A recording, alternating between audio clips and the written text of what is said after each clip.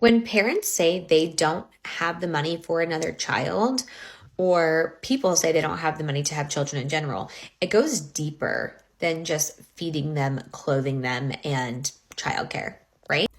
She went on to talk about the quality she wants to give her child and different from kind of quality I would want to give my child. So that is why when someone tell you that they don't have enough money to have a child, or probably you ask somebody, why don't you have another child, they be like, I don't have enough money for that. People look at them and be like, because some people be like, but you have money more than me, like you look like you're richer than me, and you're telling me you don't have enough money, and me, I have even more children than you. So definitely you don't know what you're doing. But I feel like the quality I want to give my child, my different kind of quality you're giving your child, aside from food, clothing and all of that, there's the other aspects that I want to give my child that you might see it as luxury, but I see it as basic. And that's what today's video is all about. Let me roll the clip for you all to watch to the end, then we'll come back and talk about it.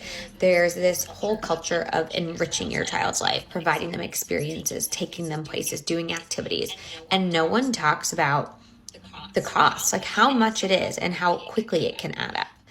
We have 4 kids. Only 3 of them are of the age where they would do an activity. The 7-month-old doesn't do much, but she will one day. And right now in my budget, monthly, I budget $500 to $1,000 for activities, depending on what's going on. So right now we're doing taekwondo, we're doing gymnastics, and that's 1 hour a week per kid. So son's doing taekwondo once, daughter's doing gymnastics once, other daughter's doing gymnastics once. That alone is almost $400. Then you add on things that are almost like a necessity. Swim lessons. My kids need to know how to swim. Like I feel very strongly that I don't want them to drown, and it is so important to me because it is one of my biggest fears. I need them to know how to swim. $100 per kid per month for a half-hour lesson once a week. Okay, so that's $675 a month, $700. I don't even know how much I'm paying. It is so much money to be able to provide your children with experiences and to prepare them, right? To prepare them for life. Swimming is a skill set that I think most of us feel strongly our kids need, or people need, so that they can not drown. And so because of this, parents are drowning, right? Like we're drowning because if you don't give this to your kid, you're judged. If you give it to your kid, you're financially struggling. Even if you don't have childcare, that's a lot of money per month to budget. And that's for 3 kids. So yeah, like the less kids you have, the more financially viable your family probably is. Hey gorgeous people, how y'all doing today? It's your girl Maria Davis, and I'm back again with another interesting video. So when it comes to raising a child, it go as far as it's not just about clothing and probably education or feeding. There are other things that you need to do to prepare them for life. You also need to even save for them for the future. So when a person comes and tell you, I don't have money for another child, I feel like it's reasonable, but some people tell you, oh, when you have 2 or 3, it's easier for you that way, yada yada yada, and you keep pressuring someone that has just one child to go and have another one just because you feel like it's better. And even someone that doesn't even want to have a child at all, and is saying that, oh, I don't want to have a child. One of the major reasons why I don't want to have a child is because I don't have the money to raise the child. It's not because they don't have the money to take care of themselves at all. Or maybe if the child come by mistake, they want to take care of the child. But the level of treatment they want to give that child, they might not be able to give the child because of their financial status currently. Some people want to be taking their child on a vacation every 6 months. Every 6 months, they want to be taking their child to vacation. Every 3 months or every holiday in the school, they want to be taking their child outside the country. That's what some mothers want. That's what some parents want. But if you can't get it, or if you don't have the money for it now, let's go ahead and hear what other people have to say about this video, and we'll come back and talk about it. There's this whole culture of enriching your child's life, providing them experiences.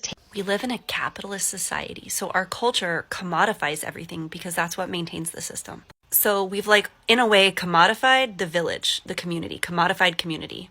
Instead of just sending your kids out to play in the neighborhood or doing a pickup soccer game, we pay for extracurriculars, so we make sure that they have social interaction. Instead of having a family member or a close friend teach your kid how to dance or how to cook, we pay for these classes.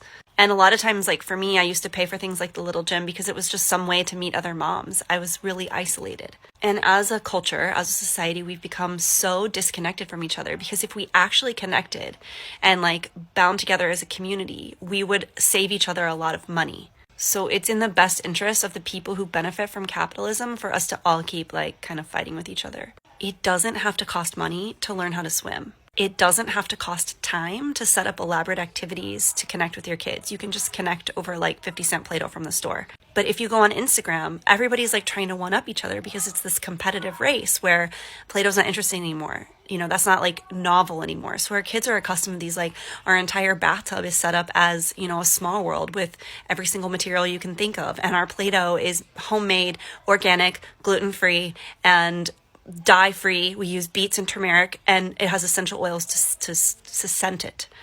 Literally no beef with anybody who does that. I tried that for a while, and I would set it up, spend an hour doing it, and my kids were like, what is this? So if you do that, I think we should all recognize that that's for you as the parent, something that you enjoy. It's not necessarily needed to enrich your child's life. Neither is a trip to Disney World or Disneyland. In fact, for a lot of kids, that is developmentally inappropriate, especially when we take them at too young of an age to appreciate it.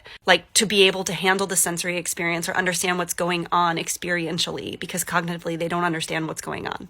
I am absolutely 100% on board with parents making their own decisions about how many kids they have based on what lifestyle they want to have, who wants to stay at home or doesn't. And I think that's a really important conversation to have with ourselves and with our whole community. Because I think one of the most important things that I should have done before I had as many kids as I did is really be honest and realistic with myself about how much support I was going to have.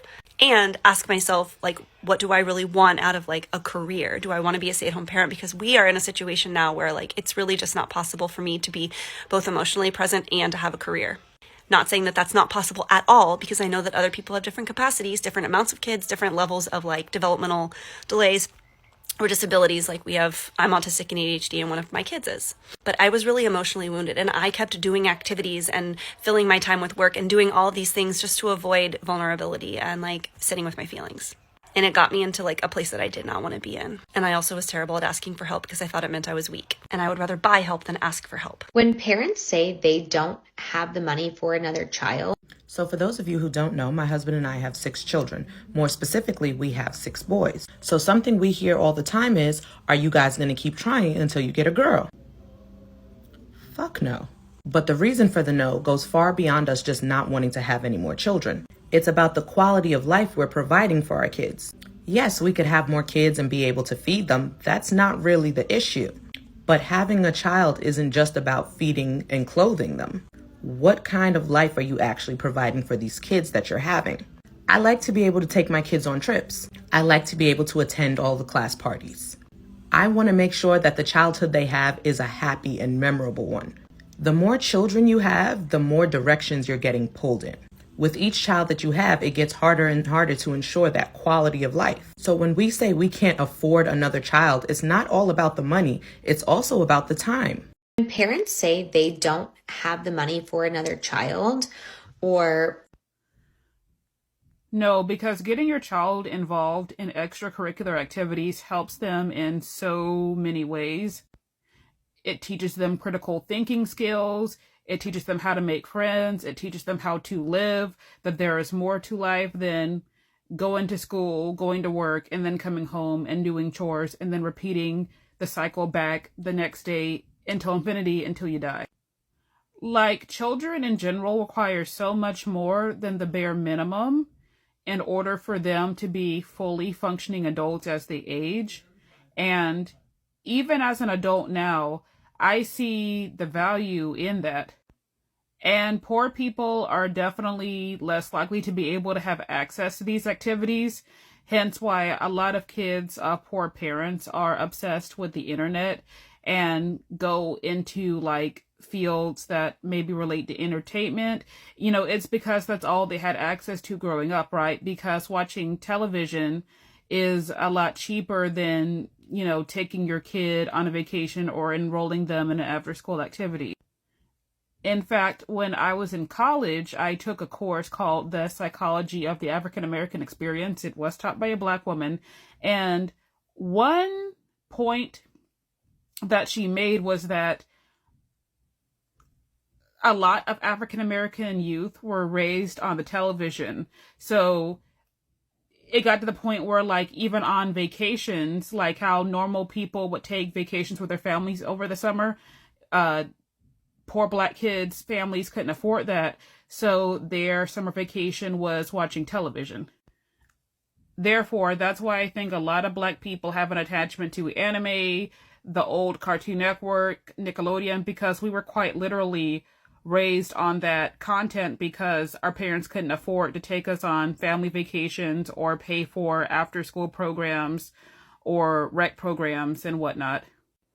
And while there's nothing inherently wrong with, loving to watch television and blah, blah, blah, it does get to a point where I notice that, particularly in the Black community, some of us have an obsession with social media and whatnot. And I just think of, like, how many of us would have strived to be like lawyers, doctors, politicians, blah, blah, blah, like strive for real jobs as opposed to social media and content creation if we had more exposure to extracurricular activities growing up.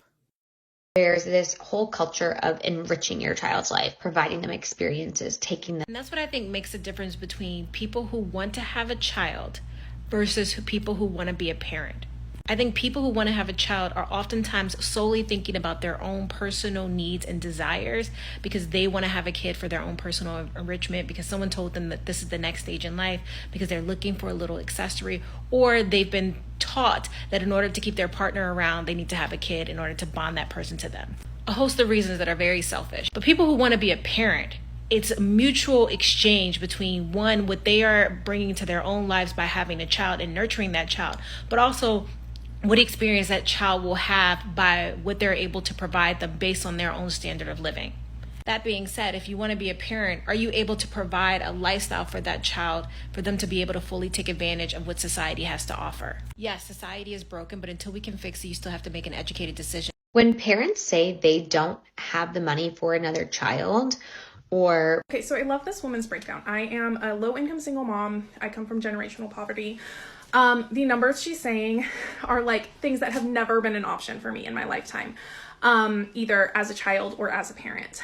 But here's the thing. I saw so many people in the comments saying, like, kids don't need that. Like, you don't have to pay for it. I'm like, I am a parent now. I have no money.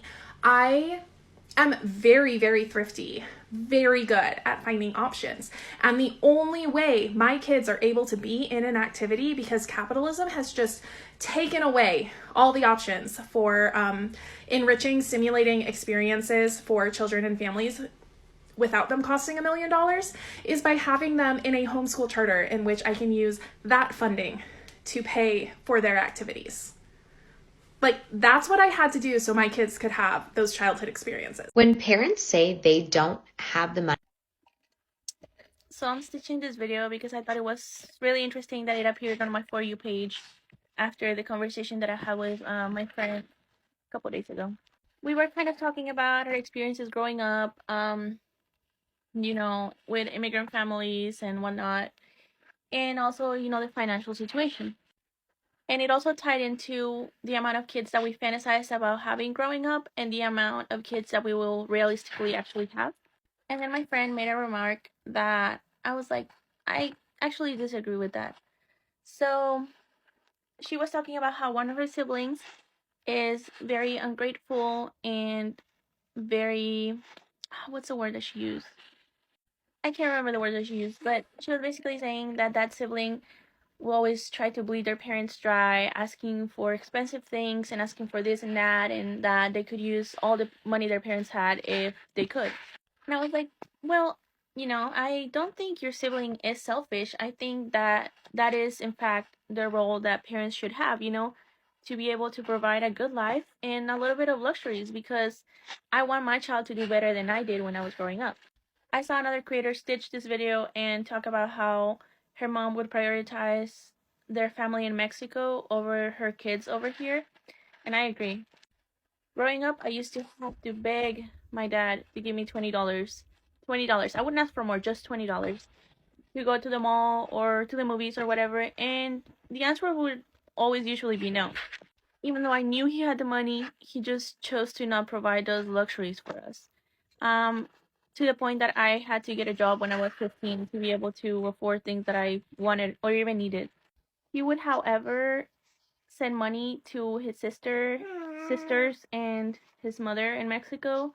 And I remember this one instance where he was trying to buy this backpack for one of my cousins that was $90, which if I had asked for that, he would have been like, nope, we're not doing that. He would always get nice, expensive things for my cousins, and for me, I would literally have to beg.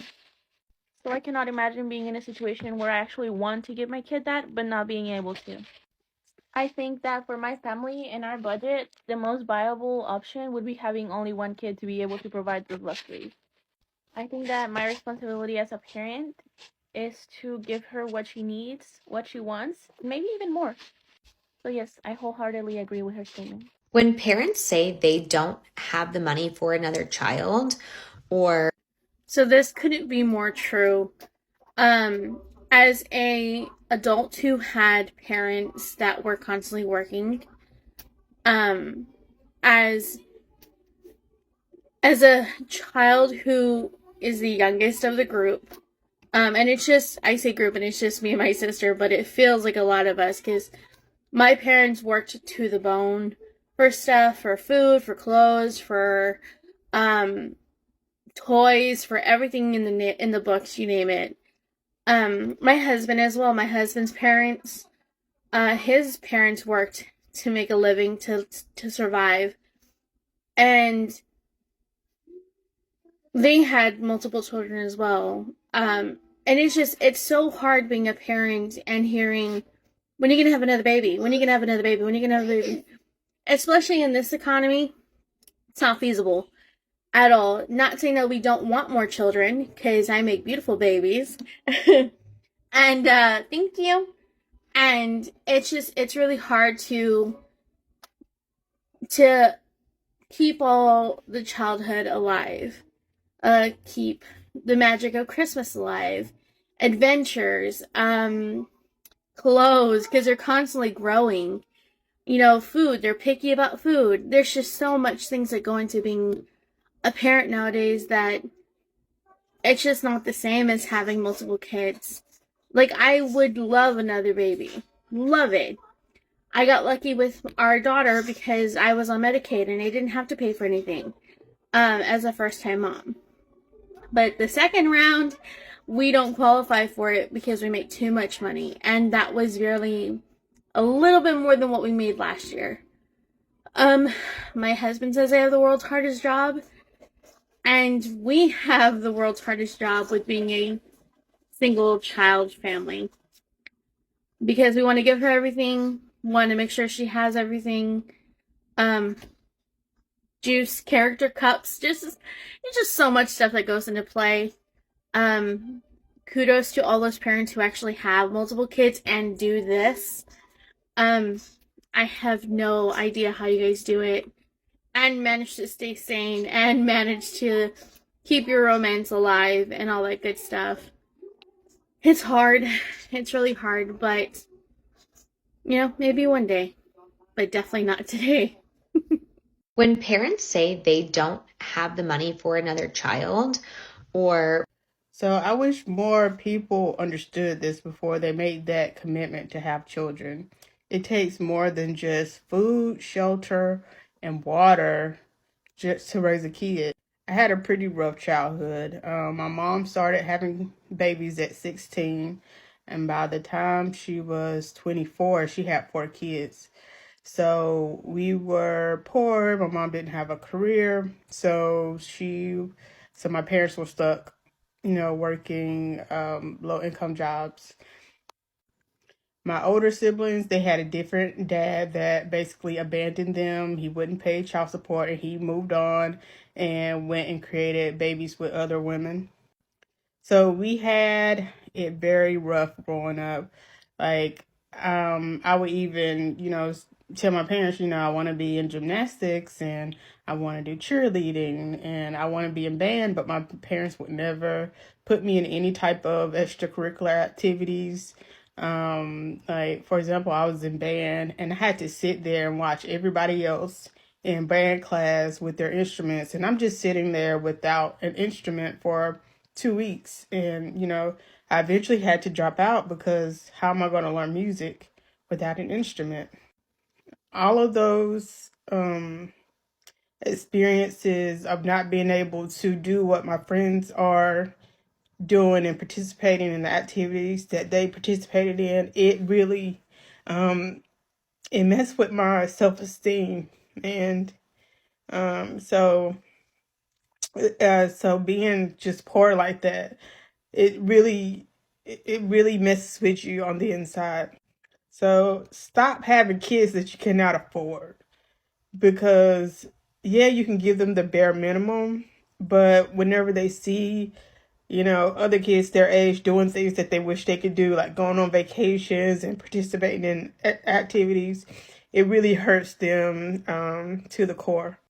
But thankfully, I have a daughter, and I put her in gymnastics, and I put her in a private preschool. So I'm giving her the childhood that I wish I would have had. So stop having babies if you cannot afford them. And make sure that you do give your kid a very enriching life. When parents say they don't have the money for another child, or to go back, watch her whole video. She does a really good job of like breaking it down to what it costs to like do things like swimming lessons. And as a Latina and coming from a Mexican household, it's so hard sometimes for me to even get into this subject with family members, tias, etc., because the mentality is, oh, donde comen cinco, comen seis. And the thing is that I want to give my children the opportunities and experiences that I didn't have necessarily growing up. My mom worked full time, my dad worked full time, and he wasn't really involved. He was, like a typical Mexican dad, just checked out of like anything that had to do with the kids. And, we couldn't do swimming lessons unless they were free or at the park. And I grew up in South Central, so there was only swimming lessons in the summer during the day, and my mom couldn't take us to that. So we were at that disadvantage. We don't know how to swim, and that sucks. So I want to give my children that. My son goes to a private preschool. He's been going there since he was about 17 months. It's like a Reggio Emilia based preschool. They take really good care of his emotional well-being, and that's what we're paying for. We're paying almost $1,000 a month for him to go to this school, but it coincides with how we parent. The discipline is, not something like timeout or anything like that. It's based on connection, and that's what we're paying for. My daughter is gonna be 2 in February, and her art classes are once a week, about like 20 minutes, 30 minutes, and we're paying almost $50 for her to do this. And pretty soon she's gonna start gymnastics, and that's also gonna be like $100 that we're paying. We're also able to do things like go on family vacations to Legoland because we can afford it with 2 children. So a lot of times when people say that they can't afford to have more children, this is the place that we're coming from.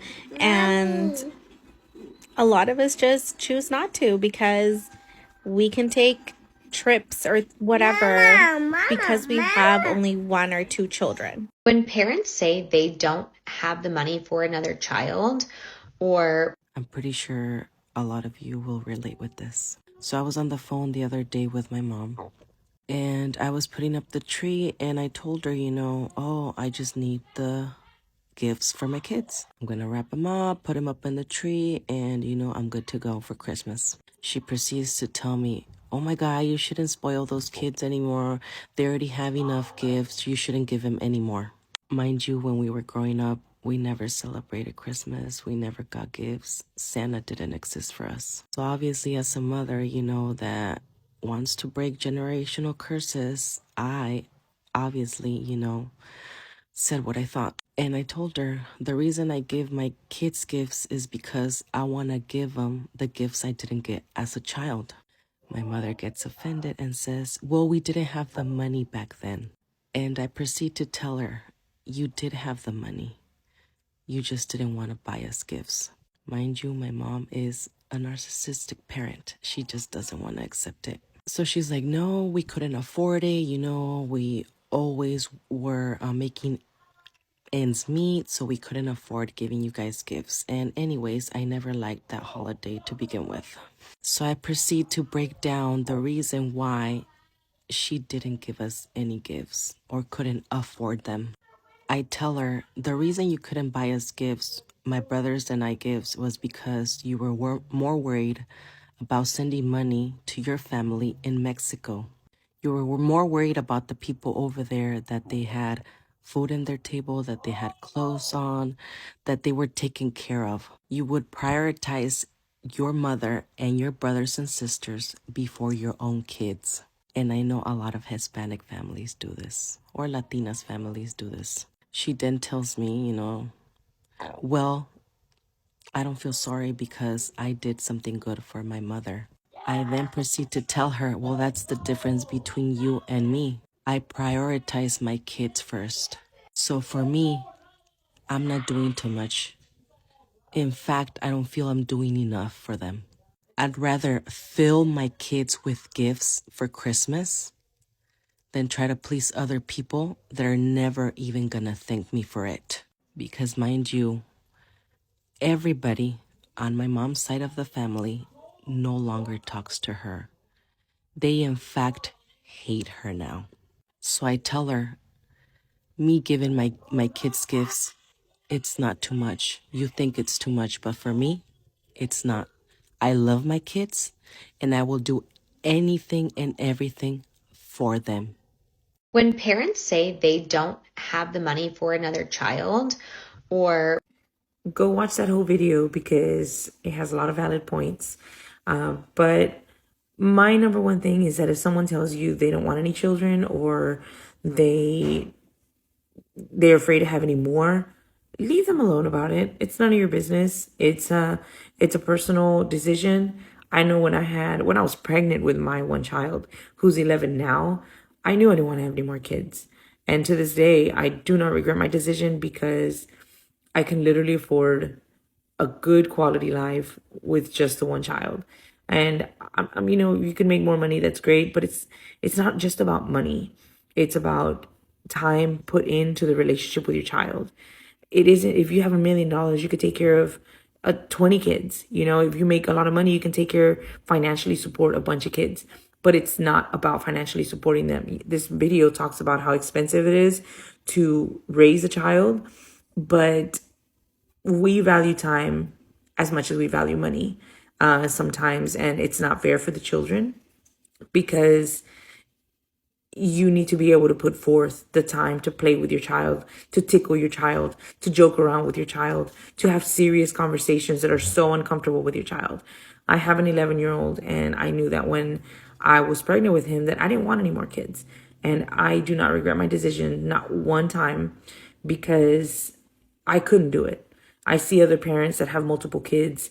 They're running around trying to fit everybody in their schedule. They're stressed. They're not happy in their life because everything is so jam-packed into the 24 hours. We all have the same 24 hours. And if you feel comfortable with just having one child or having no children at all, and you just want to take care of yourself, that's okay too. Don't let society pressure you into thinking that you need to have another child or that you need to have more children or have any kids at all. Enjoy your life. Understand that bringing someone else into the life is going to cut what you are used to giving time for yourself. Is going to cut all that, not even in half. It's going to cut all that off, period. Reconsider before having more kids or having any at all. Giving your child quality time is one of the best things you can ever give your child, especially the kind of life that your parent never did give you, and you try to work so hard to give your child, is the best. Aside from giving them the bare minimum, like feeding, taking care of the child and all, there are other important things to still do that our parent never did. Someone like me, my parent never took me on a trip.